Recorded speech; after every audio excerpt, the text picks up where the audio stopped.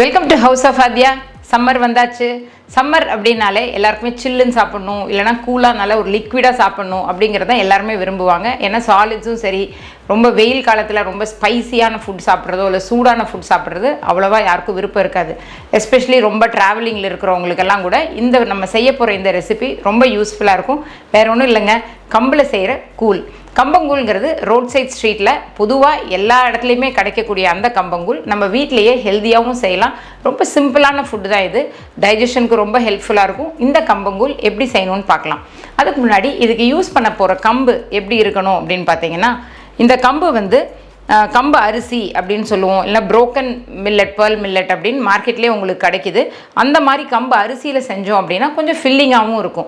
இதே வந்து ஒரு கம்பு மாவில் செஞ்சோம் அப்படின்னா அந்தளவுக்கு ஒரு நல்ல ஒரு டெக்ஸ்சரில் கிடைக்காது, ரொம்ப லிக்விடாக இருக்கும். ஸோ அதனால் இந்த மாதிரி கம்பு அரிசியாக நீங்கள் மார்க்கெட்டில் கிடைக்கிறத வாங்கிக்கலாம். இல்லை கம்பு அரிசி உங்களுக்கு கிடைக்கலன்னா முழு கம்பு வாங்கிக்கோங்க. கழுவி கொஞ்சம் வெயிலில் காய வச்சுட்டு அதை மிக்சியில் ஒரு 1 or 2 ரன் 2 தடவை அடித்து பொடிச்சிக்கிட்டிங்கன்னா உங்களுக்கு இந்த கம்பு அரிசி நீங்களே தயார் பண்ணிடலாம். இதை வச்சு தான் நம்ம இன்றைக்கி இந்த கூழ் பண்ண போகிறோம்.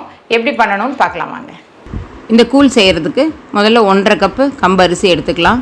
வெளியே வாங்கின கம்பரிசிங்கிறனால ஒரு 2-3 தடவை நல்லா கழுவி எடுத்துக்கோங்க.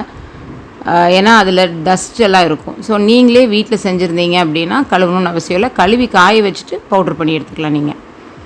இப்போ இதை தண்ணியை வடித்து எடுத்துகிட்டு இதை நான் இன்றைக்கி ப்ரெஷர் குக்கர் மெத்தடில் செய்ய போகிறேன். ஸோ 1 கப்பு அரிசி எடுத்தீங்கன்னா 3 கப் தண்ணி, அந்த மாதிரி கணக்கு பண்ணி நீங்கள் தண்ணி எடுத்துக்கோங்க. ஃபஸ்ட்டு ப்ரெஷர் குக்கரில் தண்ணியை ஊற்றி தண்ணி கொதித்ததும் இந்த கம்பை அதில் சேர்த்துக்கோங்க. சேர்த்து நல்லா கொஞ்சம் நேரம் வேக விடுங்க. வெந்ததுக்கப்புறமா கொஞ்சம் கொதி வந்தவுடனே க்ளோஸ் பண்ணி வச்சுருங்க. வச்சுட்டு மீடியம் ஃப்ளேமில் 5 விசில் வச்சிங்க அப்படின்னா உங்களுக்கு கம்பு சாதமாக ரெடி ஆயிரும். இது வந்து 2 days ப்ராசஸ்ங்க. முதல் நாள் நீங்கள் இதை செஞ்சு வச்சுட்டு நெக்ஸ்ட் டே மார்னிங் இதை கம்பும் கூலாக செஞ்சு சாப்பிட்டிங்கன்னா அவ்வளோ அருமையாக இருக்கும். ஸோ இது 5 விசில் வந்ததுக்கப்புறம் ஃப்ளேம் நம்ம ப்ரெஷர் ரிலீஸ் ஆனதுக்கப்புறம் ஓப்பன் பண்ணி பாருங்கள், கம்பு சாதமாக ரெடி ஆயிடுச்சு. இப்போ கம்பு சாதமாக சாப்பிட்ணுன்னு நினைக்கிறவங்க இதிலே நீங்கள் டைரெக்டாக தயிர் போட்டு சாப்பிட்லாம், இல்லை வேறு எந்த சைட் டிஷ் வேணாலும் நீங்கள் வச்சு சாப்பிட்லாம். இல்லை இது நல்லா ஆற வச்சு இந்த மாதிரி நீங்கள் உருண்டை பிடிச்சிக்கலாம். இப்போது உருண்டை பிடிச்சி நம்ம வந்து நான் ஒரு மண் பானையில் இதை போட்டு நான் தண்ணி ஊற்றி ஓவர் நைட் நம்ம ஃபெர்மெண்ட் பண்ணிடலாம். நல்ல ஒரு 8 மணி நேரம் இது வைக்கும்போது லைட்டாக இது புளிச்சு வந்துடும். ரொம்ப நேச்சுரல் ப்ரோபயோட்டிக் ஃபுட்டு இது. இது நல்ல நம்மளோட இன்டெஸ்டைனுக்கு ரொம்ப நல்லது, வெயிட் லாஸ்க்கு ரொம்ப நல்லது. அது மட்டும் இல்லாமல் டயபெட்டிக் பீப்புளுக்கும் இது ரொம்ப நல்லது. பாருங்கள், இப்போ நல்லா இது புளிச்சிருச்சு. புளிச்சதுக்கப்புறம் இந்த தண்ணியை நான் உங்களுக்கு எடுத்து காமிக்கிறேன். இந்த ப்ரோபயோட்டிக் ட்ரிங்க்கை வந்து நீங்கள் காலையில் நேரம் வெறும் வயிற்றில் கூட நீங்கள் இதை அப்படியே அந்த தண்ணியை எடுத்து கூட குடிக்கலாம். கொஞ்சம் உப்பு போட்டு குடிச்சிங்கன்னா போதும்.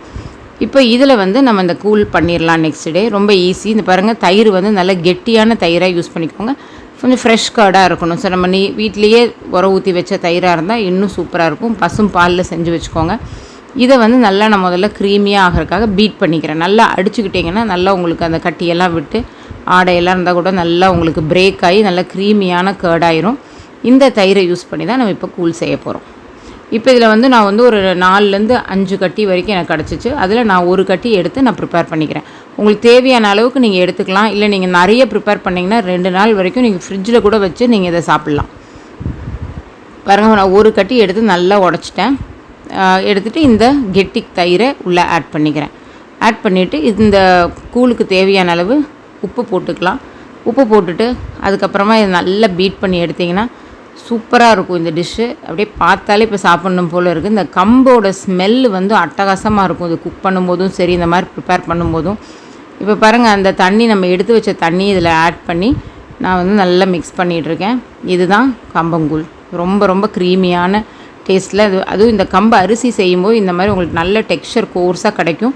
நல்ல ஃபில்லிங்காக இருக்கும். நீங்கள் கம்பு மாவில் செஞ்சீங்கன்னா உங்களுக்கு அவ்வளோ சீக்கிரமாக ஃபில்லிங்காக இருக்காது. ஏன்னா இதில் நார்ச்சத்தெல்லாம் இருக்கிறனால உங்களுக்கு நல்ல வயிறும் ரொம்ப நேரம் பசிக்காது. இதுக்கு எக்ஸலண்ட்டான சைட் டிஷ்ஷுன்னு பார்த்தீங்கன்னா சின்ன வெங்காயமும் மோர் மிளகா இந்த மாதிரி. இது போக இந்த மாதிரி சைடில் உங்களுக்கு பொரிச்சது ஏதாவது இருந்தால் கூட நீங்கள் யூஸ் பண்ணுங்கள். ஆனால் வி ப்ரிஃபர் சின்ன வெங்காயம். பாருங்கள், சின்ன வெங்காயத்தை மேலே போட்டு சாப்பிட்டா அட்டகாசமாக இருக்கும். ஒரு பானை அளவு இந்த கம்பங்கூழை குடிச்சிட்டு போனீங்கன்னா 3-4 hours பசிக்கவே பசிக்காது. உடம்பும் உங்களுக்கு நல்ல கூலிங்காக இருக்கும். ஸோ இந்த சம்மரில் இந்த கம்பங்கூழை செஞ்சு பார்த்துட்டு வீட்டில் இருக்கவங்க எல்லாத்துக்குமே செஞ்சு கொடுங்க.